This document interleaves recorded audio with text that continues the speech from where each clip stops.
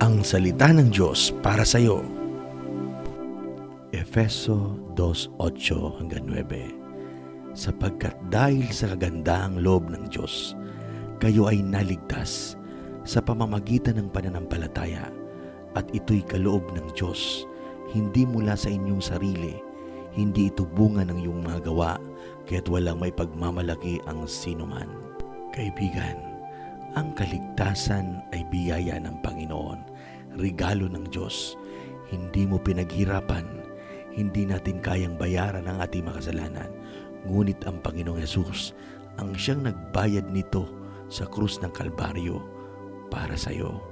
Hindi na ikaw ang parurusahan, kundi kinuha ng Panginoon ang lahat ng sumpa at parusang dapat sanay sa atin.